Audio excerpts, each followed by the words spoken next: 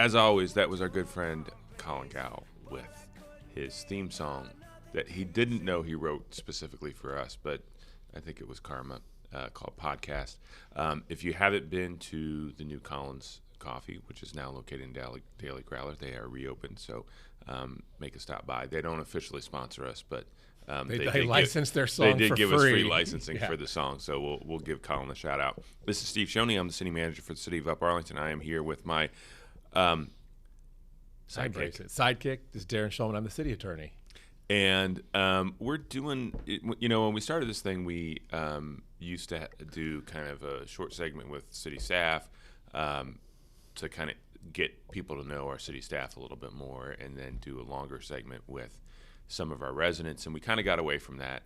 We learned we talked too much, so we couldn't do 2 segments in one episode. So we are going to start bringing some of the great people that work for the residents of Upper Arlington and the Upper Arlington community in general on, and we have one of those with us today.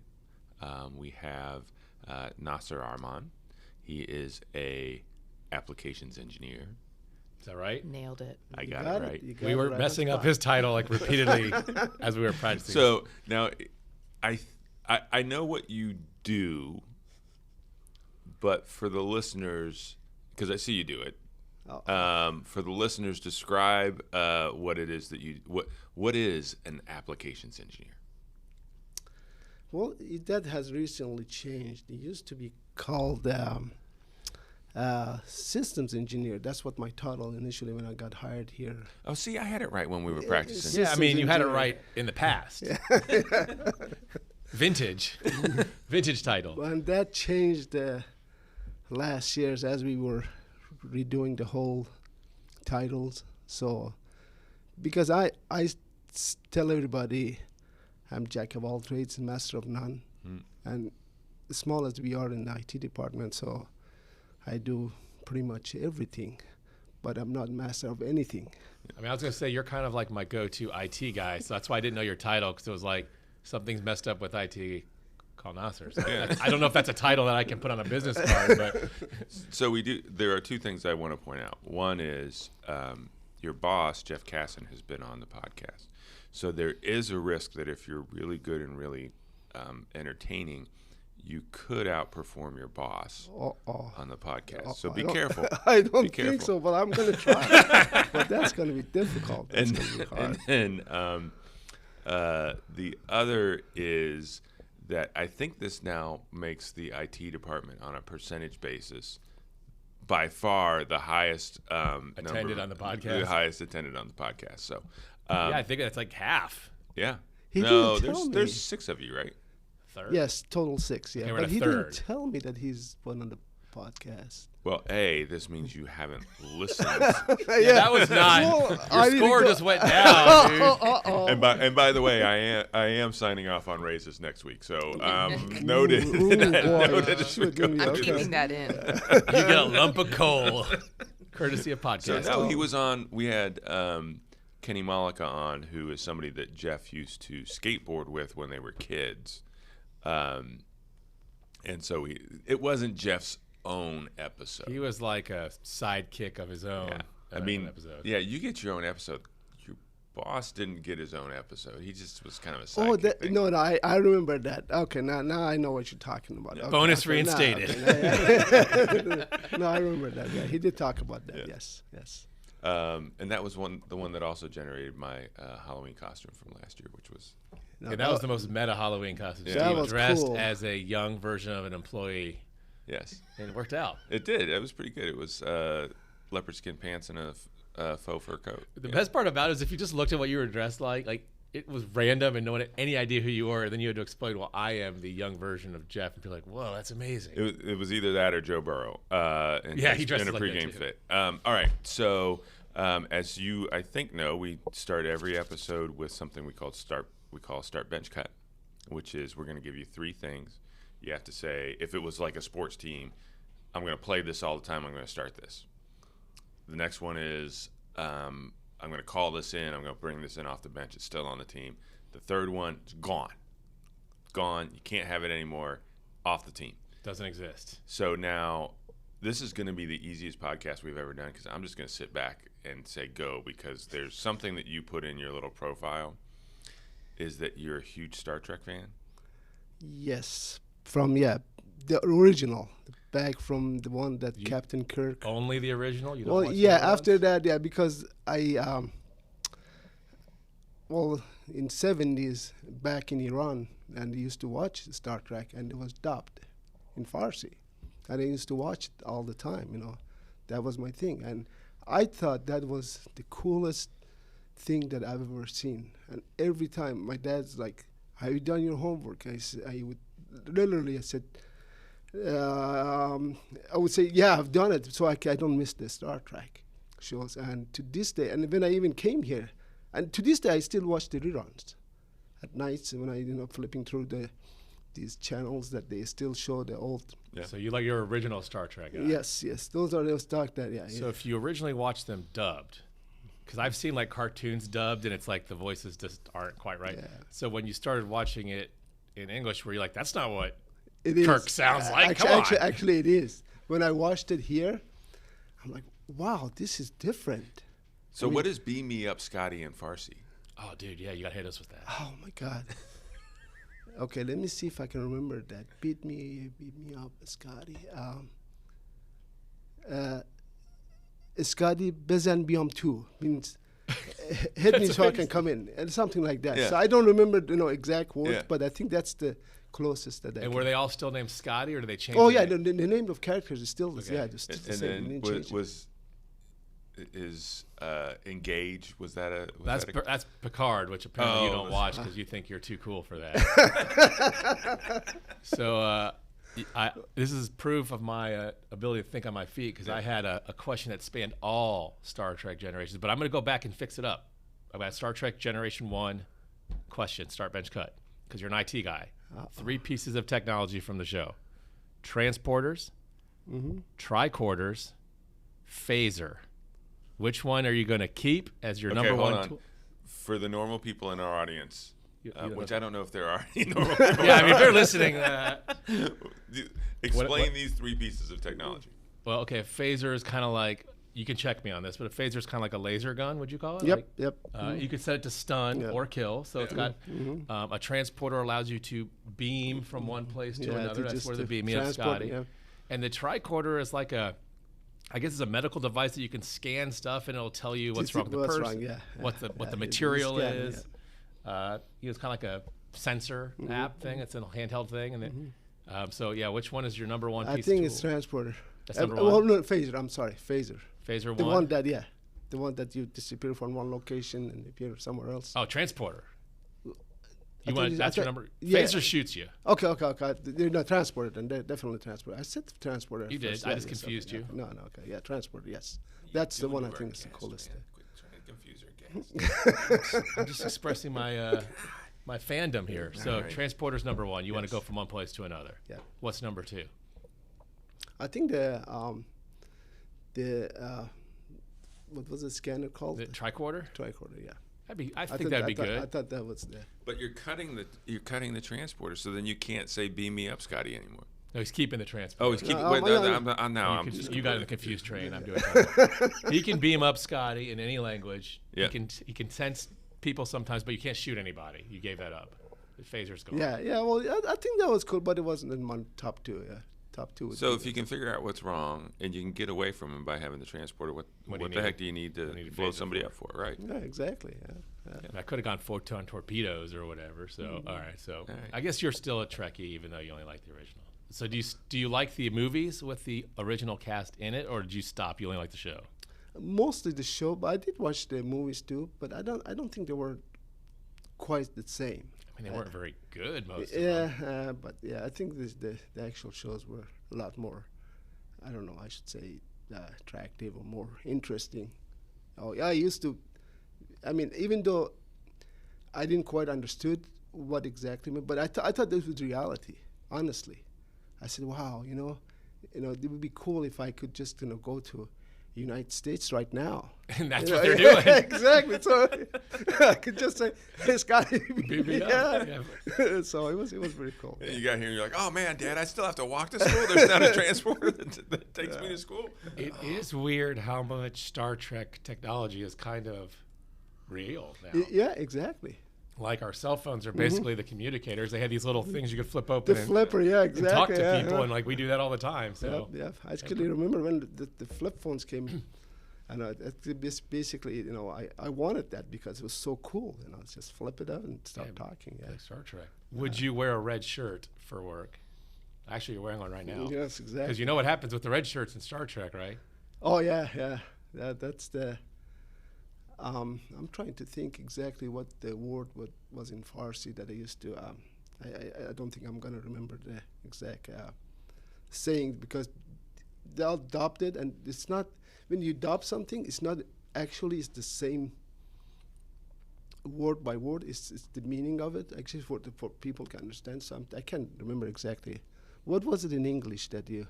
Well, for Steven, the red shirt in a Star Trek show is usually like a low-level guy who goes along with them on the mission, and he's the one who dies. So he's like the sacrificial lamb. Like the captain and the doctor will go, and then they have this dude in a red shirt, and he always bites it. So that's why you're like, don't wear the red shirt. Yeah, I'm gonna remember that though. I'm gonna try to see if I can find out what it meant. So beyond Star Trek, which I could geek out with for a whole episode, you also are a pretty good volleyball player on our volleyball team that we've referenced in prior episodes. I wouldn't go pretty good, but yeah, I'm okay. Okay, so you're pretty good for us. We're happy to have you. So I assume you've played volleyball before hanging out with us, because you actually look like you used to. Oh play. yeah, volleyball, it was my thing back in middle school. I used to play with all my friends. And that's another thing that I was really crazy about. Just go and see, in Iran, during the lunchtime, people take naps. It's between, my dad would get home around 1 or 2 in the afternoon, done for the day, and then he would take a nap after he had his lunch. And that's like a cultural thing, like everybody did that? Pretty much, yeah, pretty much. Hey, Steve, maybe we should bring some, Sister City kind of thing. Some ideas. Darren and Maggie both just looked at me like, hey, it works for them. Nasser's successful. This is This is a culturally sensitive move on the city's part. Yeah. No, and then, but no, we're not taking naps. And then, as soon as he went to sleep, I sneak out in there, and go play volleyball in the streets, because back then it wasn't like a park that you can go play. It was mostly in the street. You basically put a rope from You one. put a net in the middle of the street? It wasn't even a net. It was a rope. Oh, you hit it over the rope. Exactly. Okay. You just have to be honest whether if you're over or under. So when you played it, and then and he would, it's the sound of the volleyball. It would wake him up, and he would come and say, "What are you doing? You know I'm taking a nap." And he would take his knife and cut the rope. Oh, man. Yeah, It's like an 80s movie, Yeah, it's like, no, during the nap time, and I got to get my nap. So we just try to switch spots, go to different street, and then we did the same thing with another neighbor. Of course, they're the same, So, yeah, it was difficult, but I tried to get as much as possible, playing volleyball, and that's where I got my skills. I love that story, except you completely undermined our nap case, because it's like, well, there was napping, but I skipped out on it. They wanted me to take a nap, but I just played volleyball. Exactly, instead. I have better things to do than take a nap. Come on, I'm a kid. I'm not going to take a nap, of course. Believe me, I have a 4-year-old. I know all about that challenge right now. Well, it's paid off. So, Steve, I don't know how much you followed the statistics on our team, but we started out probably 5 seasons in a row where we didn't win a game. Not at all. We didn't win a game for like 5 years, and then this year we did pretty good. I think so. I was very, very impressed. Yes. We're getting better. We're gelling. And we're going to start again, hopefully, right? Yeah, we're going to try to do a winter team, Steve, if you want to join us. No, volleyball's not my thing, and it's not ours either. We're not good. No, and I'm getting to the point where, like, if it involves, I've got a bad Achilles and all this stuff, and so if it involves jumping, I don't do it very well. Never did it very well, and B, it leads to bad things with. But I tell you what, I mean, I don't know. At least I know that when you play on the sand, a lot easier on your body. Is it? Yeah, actually, I oh, fall big. down all the time. Yeah, exactly. Same here. Doesn't really hurt. Oh yeah. So Nasser has also become a regular in one of our other city sporting yeah. opportunities. Oh, this is where the rivalry comes through. No, it sounds like Nasser is legitimately a decent volleyball player, and he's making progress on the pickleball court. I will say, I'm seeing progress. I'm trying. I think my skills again for pickleball, since I've never played pickleball before starting here, that comes from playing ping pong back in earlier days that I used to go to a friend's house. They had a ping pong table in the basement, and I think that's why. And I didn't play for good solid 20 years. And after I started here, my God, the skill's still there. Yeah, the paddle is kind of like a big ping pong paddle. So. Yeah, exactly. It is. I mean, it's the same, I think. So even if you want to do a little spin on the ball, this is the same concept. Yeah. I have another sports story about Nasser. He played basketball one time. He came, he held his own, he hit the game-winning shot. He's never played again, so he walked off on his Jordan moment. Exactly. Hit the game-winning shot. And I'm not going to ruin that. Exactly. I was like, he came, he won the game, he never came back. So. Well, I was going to say, if you play pickleball with Nasser, you can tell he really wishes it was ping pong, because every shot he tries to put the maximum amount of spin on it. Yeah. And like I remember we were playing one time, and he hits it on the side of the paddle, on the thin side. I'm like, Nasser, I know you're trying to spin it, but the whole point is to at least get some of the flat part of the Exactly. Exactly. I definitely you're not trying to chop the ball in half. I definitely don't want to extend the pickleball conversation, but I do have a question, because the paddles are smooth. How do you get spin on them? See, if you hit it like a, it'll yeah, it's enough. There's enough tactile friction. There's enough friction. When I used to play ping pong, it had like a rubber face on it, which made it really easy to do spin. I think you can, but the ball is bigger too. It's got holes. Yeah, it has holes. It's bigger, and I think it's easier. And there's a little bit of texture on the ball itself. Yeah. So no, and actually, I think I'm getting around, getting better and better. So who is the? I don't play very often. I have played with y'all, but who is the best pickleball player you play with this group at work? Who you gonna shout out? Start bench cut, Steve. Jackie, Abby. No, Steve is good. He's looking at me like, you made a comment about my annual raise earlier. Can I make? No, I think you can give the honest answer. And I know what the honest answer is. No, I think and it's not me. No, I think you're good, but. Cody's coming around. Yeah, he's getting he's borderline obsessed. Yeah. Actually, I invited him, and he's right now. I think plays every day almost. He goes to lunch and plays. Yeah, he plays on Wednesdays at lunch. Yeah. He's all in on the pickleball. Yeah, he's good. That's good. And it's good. If you want a pickleball episode, we could have Cody on and just talk about that for an hour. No, I think Steve is good. That's every time I play against him, and I try to at least win. It becomes one of those obsessions. And I sometimes I come, especially if I have a good partner. So I come across. I like dissension. Who would you say probably is not the strongest player? Oh my God! No, I'm not going to mention any names. Come on. I'm just trying to be a jerk. I just want to know. I know better than that. Come Jackie on. Thiel. Have you played pickleball? I played. I'm not good. You need to take a Friday off from your basketball. Yes, because it's basketball. Yeah. That's so I used to play. I played like probably 10 times. I have a problem because I played tennis not very well, and I'm used to the racket being longer. So when I swing, I think it's going to hit the ball, and it's. Remind me what the tennis coach said to you. Oh yeah, he said, I don't have enough people to field the whole team yet. And I was like, cool, I made it. He's like, but I'm going to go find some so I can cut you. So that was kind of the end of my tennis career. All right, I can take a hint. Okay. So you mentioned a couple times the fact that you grew up in Iran. Was it Tehran or where? No, Mashhad, which is about 480 miles east of Tehran. Okay. It would be southeast, yeah. So how big? I'm exposing my ignorance of geography, but how big is the city you grew up in? Is it like a village? No, it's big. I think Mashhad, especially now, it's the second or third largest city in Iran. So it must be real big. It is big. It is huge. I mean, I was very surprised how big it has grown since I went there after 14 years back in 99, because I immigrated here back in 84. So 14 years later I went, and I couldn't recognize the place. I guess I assumed it was small because you're like taping rope across the streets to play volleyball. I'm like, it can't be that big, but I guess it is. No, it is huge. I mean, it expanded quite a bit now. So it's almost, I couldn't find, and I've tried to go find, my childhood house, and I had a hard time. I had to get help from. Was it still there? Yeah, it was still there, but just getting there and also finding. And another thing that I noticed when I got there the first time, everything was so smaller.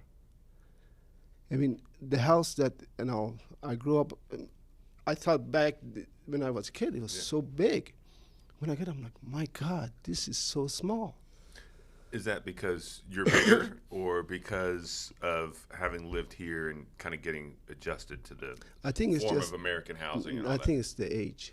Yeah, because I remember when I used to walk to my friend's house a couple blocks over. And how old were you when you came to the States? 15. Okay. I was 15, and it would take me like minutes. I was just, I didn't want it to walk. And now when I went there, I'm like, man, it's just a couple steps. It's not that far. Right. So it's just the things has changed. I don't know. It's just, again, as I mentioned, when you grow, I guess you think it's still back in when you were a kid, and then you go, everything has changed. So you came over in '84. That's post-revolution. Yep, 4 years after. 4 or 5 years. So how did your family end up emigrating over to the U.S.? Well, initially, we are 5 siblings. I'm the youngest boy, and I have a younger sister. And my 2 oldest brothers, they were going to college at the time. And when the revolution started, they shut down all the schools. And they wanted to continue their education. My dad was very, very particular. You cannot, stop. But the schools were shut down. So they said, well, we're going to go abroad. And during the war, you had to, in Iran, when you're after 18, you have to go to army for 2 years. You have to serve, and being a war, and so this was the Iran-Iraq War. Exactly. Which we early '80s, right? Yeah, started 81 or 80, and it went for 8 years. Yeah.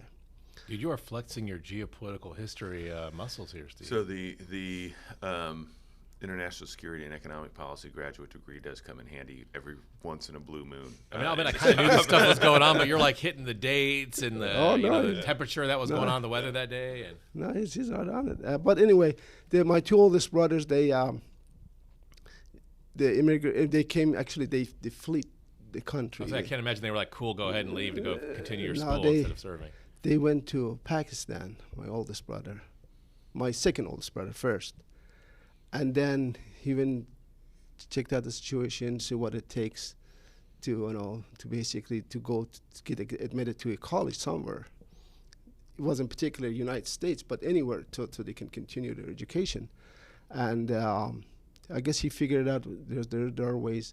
So as brave as he was, he came back to the country, took my other brothers, says, now you're coming with me too, because I got everything situated. So he goes back, and they get admitted to, they put the application all over the world, get admitted to Ohio State.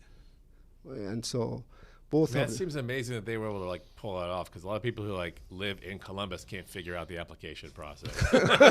No, their English was good, because they did. In Iran, that's I think at 6th grade you start another language, and English is pretty popular, and they mastered it.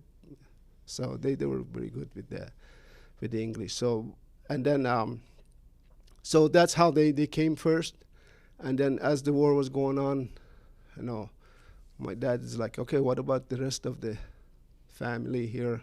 still got two other brothers and a sister. So they came here and said, okay, well, let's send him, at least get him out of the country for now before it gets worse over there. And so we went to Paris. And we were there for 50 days. And my brothers who hired a lawyer here to get us over, they said, we don't have an office in Paris. You have to go to Rome. Oh, wow. So we went over there. We were there for another 3-4 months, get the paperwork done, and then finally in '84, that's when we all got our immigrant visa and we moved over. So, you mentioned you went back 15 years later. Is it like a problem because y'all left, or is it all cool now? Or they're like, hey man, you really shouldn't have gone, so we're mad at you? No, I think the government start to ease up a little bit because they wanted to, of course, the money come back to the country. These are all, economy stuff that they have to ease things up a little bit. They can't just be so strict. Yeah. So we were able to. Initially I couldn't go back because I didn't have a Iranian passport, and they would not recognize me. But after a while, they start saying, okay, apply for your passport so we can get you an Iranian passport and then you can get back. But that took a while though. That was after 14 years that I went. So I think, and to this day, I still can go, but I just don't have desire to go because when I go there, it makes me really upset just seeing things going on about what people are going through, the economy, what we used to be and what we are now. It's just really, really depressing. So I try to avoid going. I just have immediate family from my wife's side, but aunt and uncles on my side, so nothing, immediate. Because your whole sort of tight family got out together. Exactly, yeah. And so, did your wife immigrate to Columbus as well, and you guys met here in Columbus, or? No, actually, I knew my wife from the childhood, and we kept in touch. And then my dad would keep going back and forth. He was here for 6 months, and 8 months here and 4 months back. So he was going back and forth. And one time I asked him, I said, "Is so and so still around? And can you hook me up at least the phone number or something?" So yeah, he put me in touch. So we start talking again. Because you couldn't just slide into her DMs. That didn't exist. Yeah. Exactly. Yeah. But so he did. I started talking to her on the phone, but I couldn't go back. I said, "Hey, can you come to Can you like like a neighboring leave country?" the country and come Well, hang she out couldn't with come here. I know that. It's not easy. Okay. It's, can you come at least to a neighboring country so I can come visit you? So she did. She came to Turkey, Istanbul. So I went there. We met after years, and then I was talking and said, "Listen, if you want to come here, we have to get engaged because we have to get the paperwork in process. You can't just go to American embassy and say, hey, give me a visa, and they say, hey, come on in." Yeah, well, It doesn't work that way, Yeah. especially Really? nowadays. So she did that, and yeah, we visited, and we got engaged over there. We went to give us our paperwork to a U.S. embassy, and as a matter of fact, some reason they usually say this takes a few months, but that day they said, "Okay, when do you want to go?" She said, whoa, wait a minute. I No, didn't think I just came here to see you. Yeah. I still got So I said, well, just go back. We told them. So it's clear that volleyball is not the only area where Nasser has game. Yeah. Flew to Turkey for a first date. Yeah. Yeah, exactly. So anyway, so she went back to, of course, she got a life back there. She's just not, coming visiting all of a sudden, boom, come. So she went back and did her, whatever she had to do to get ready to immigrate. And after a few months, I came back to U.S. Embassy. We got her final paperwork. she had some tests that she had to go through, and she got those done. And no, she came over after that. Yeah, so that's how we got married in Turkey. That's what I know. Cool. Yeah. Yeah, this story makes me like get in trouble because Marshall would be like, "You wouldn't fly to Turkey to ask me on a date." I'm like, "No, I text you, whatever." So, did you do your college at OSU? Yeah, I went to. Actually, all of us, all 5 siblings, we went to Ohio State. Oh, cool. Yeah, I think there's a building named after you now. After all your tuition.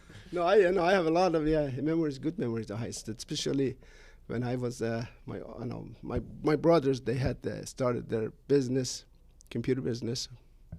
Wait, it's like in the family. Except my sister, she's a pharmacist, but except her, we all in computers. Yeah, but anyway, so. We used to sell a lot of computers. We used to build computers and sell to Ohio State. So I used to go to campus quite a bit and deliver them and set them up. So from a kind of culture shock perspective, I think everywhere else in the world prefers what we call soccer, but they call football. Yeah. So you come here, you go to Ohio State, and everyone's crazy about this weird game where they throw this ball that's shaped funny. Like, did you get into that, or were you like, this is just dumb? Not as much as my brother did. My brother, who's just older than me, he's 2 years older than me. He's a OSU Buckeye fanatic. Really, I mean, literally, he can go to the players and say what their social security number is. I mean, that's computer skills, hacking skills. He's fanatic. I mean, he goes. Sometimes I don't want to watch football with him because, especially if we're winning, my hands get sore. Just from giving the high five. Sometimes he misses and hits my face. Oh my gosh. So from a safety perspective, you have to dial that back. Yeah.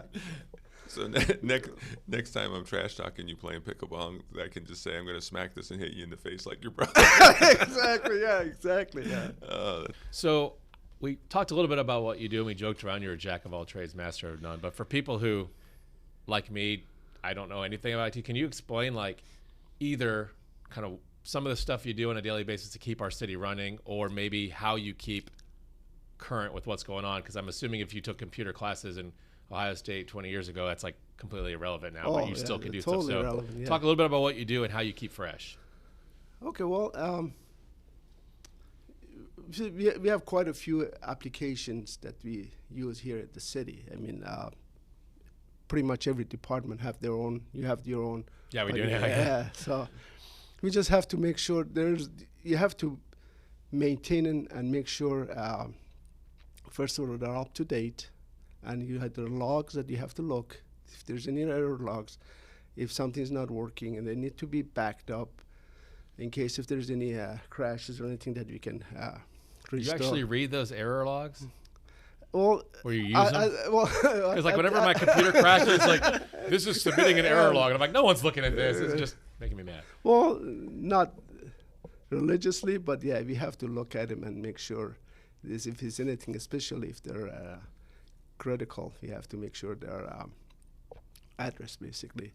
And also there's other things beside the application, the operating system itself that needs attention also. The same thing, they need updates, they need error logs that we have to look at and make sure that there's, if anything that needs attention, that we have to address. So those are my main responsibilities, the applications that the city uses, and also in everything else, your mobile devices that you guys use here at the city, and your computers, anything. I'm pretty much. I don't think there's anything that I don't touch. There's few things that I try not to touch because Jason, he's in charge of all the security and the infrastructure. So I don't want to get him mad by start, getting keep the security guy happy, right? Exactly. Can you tell us how often Steve plays Bingo Blitz on his city phone? I don't even know what that is. No, but I'm looking at How many hours?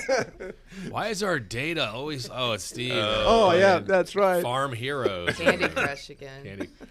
How do Candy you, Crush. you mentioned everyone has Words their with friends is my addiction. But Okay. that's very low data. You're good. Look into that.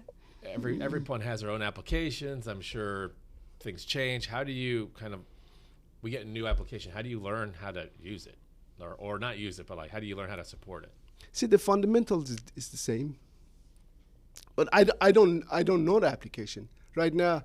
You just switch to Zakia, right? Yes, exactly. I have no idea how to use it because I'm not in your business. I don't know exactly what you guys do. Right. So I don't need to learn that aspect of it. I need to know exactly how the application, what it takes for it to be healthy and up and running and optimized.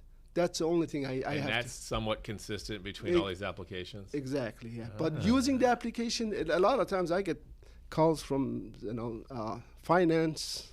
Maggie. How do I do that? I have no idea how do you do that. I have no idea. So either have to call the vendor itself to see exactly. So you're making sure the app works, but in terms of like what are the tricks and how to do it, that's not what your brain would overflow. That's on the Oh yeah, there's no ends, and I can't. I mean, if I try to, another thing, you become good at application or knowing it. You have to use it every day.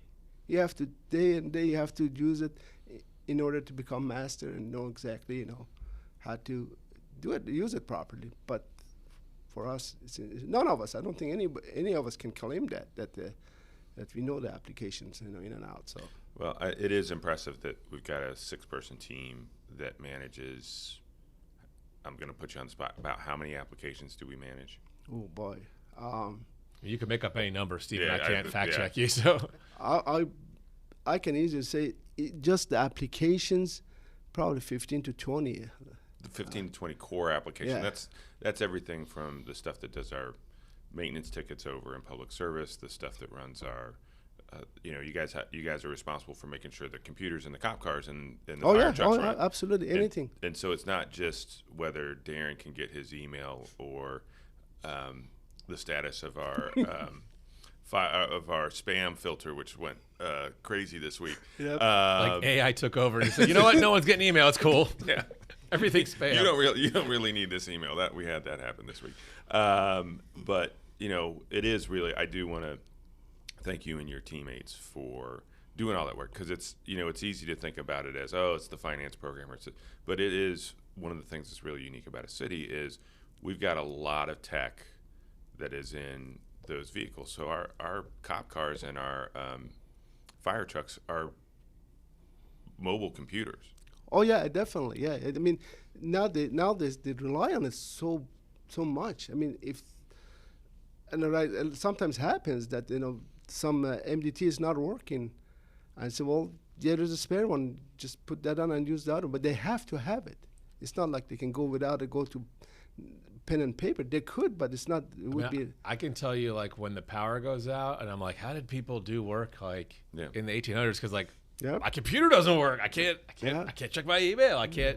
I'll just read this paper. I can't. I don't have it. So like, it is. You guys do a critical kind of behind the scenes job. I kind of have a kindred spirit because like legal is another support entity where, we're helping other people do what they want to do. But I think because you're in the basement, you often don't get the appreciation that.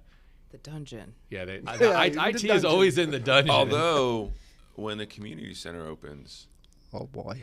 we may, which the IT department, I don't know if they want that. the IT department always, you guys all started to twitch a little bit when we say the community center opens, because it's another big thing to support. Oh yeah.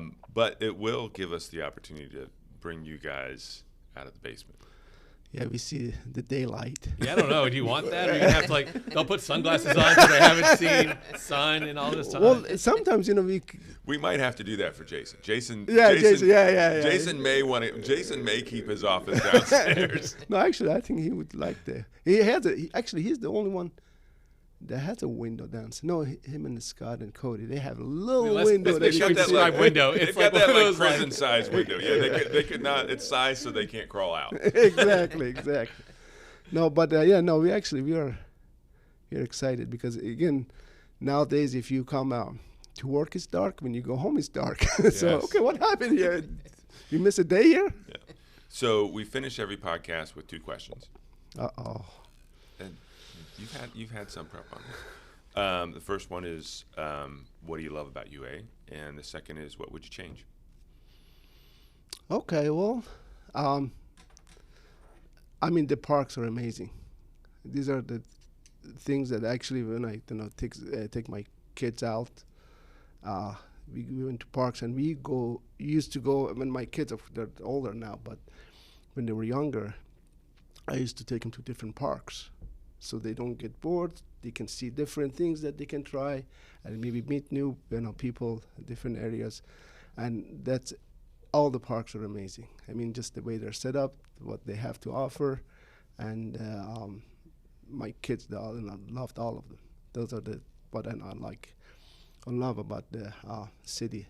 And I don't think it's much that I don't like about Upper Arlington. The only thing I would say, maybe you could use more sidewalks, perhaps, because especially my street, even though we put a lot of signs to slow down, there's no sidewalks, and I kind of get scared when my daughter says, I'm going to go for a walk. I'm like, make sure you walk on the grass. Don't walk on the streets, because you don't know, especially coming from 33.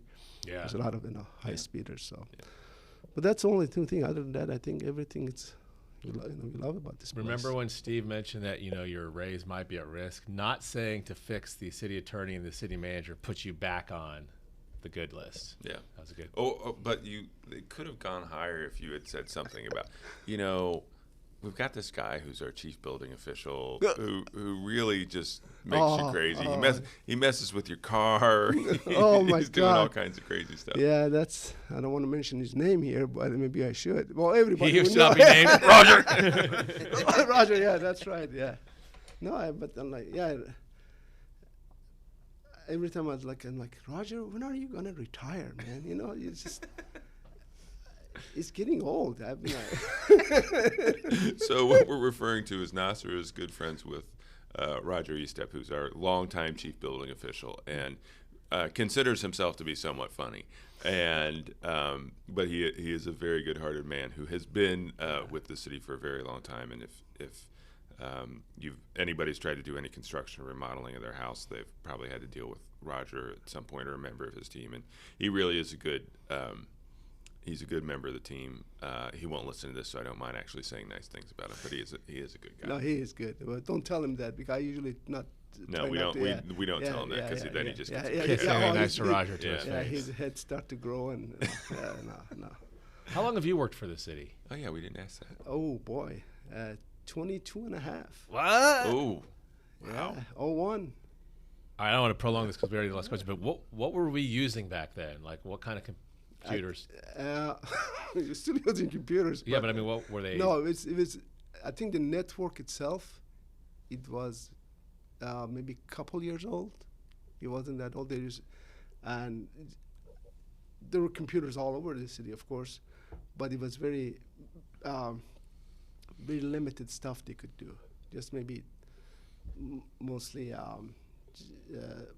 Back then was WordPerfect. I don't know if you guys. I remember WordPerfect. yeah. I was going to ask. I was going to ask if you still had people who were refusing to give up their Lotus. Lotus 1, 2, 3. Yeah. So yeah, we had a lot of Lotus 1, 2, 3. Were the monitors like those really big, Yeah, CRT monitors. Yeah, we had over at dispatcher. We had a dispatcher. They had this 20-inch. I mean, they're heavy, and a couple of times I pulled my back just trying to. Did you have the printer with the little holes on the side? Oh yeah. The dot matrix Dot printer. matrix, Dot yes, matrix. yeah. And then every time we walked by, zzz, you could hear that they're printing something. Yeah. Awesome. Well, I appreciate you indulging my trip down memory lane, but I remember all that technology vaguely. Yeah. Well, listen, this was really fun. Thank you for everything you do to keep us up and running. And also, one of the things, this is part of the reason I wanted to have you on the pod, is you don't just keep us up and running from a technical standpoint, but kind of your attitude and your spirit around the office. Everybody loves working with you, and so that's a big part of keeping us up and running too. So thank you. I appreciate it. I appreciate the kind comments. All right. Thank you. Yeah. All right.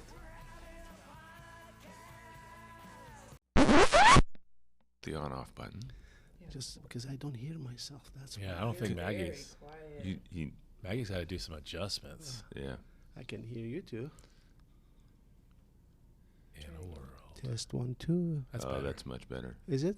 I mean, I can hear you now. Maybe. Oh, maybe I'm. That doesn't mean that it's You- good, hold on, but I let can me hear you see. now. Systems try now. engineer. Test. Oh, yeah, I can hear it now. Yeah. Systems engineer. Do you sound like this? Applications engineer. Applications. Oh, you got me. Actually- I knew you were gonna get it wrong, and then you got me doing it wrong. Actually, that's what just changed. Applications last year. engineer. Applications engineering of The whole applications. thing. Keep repeating. I'm trying to see if I can make applications engineer sound kind of sexy. Probably not. I was going to say no. I'm gonna go hard no. We're gonna Hard go with no. the hard. No.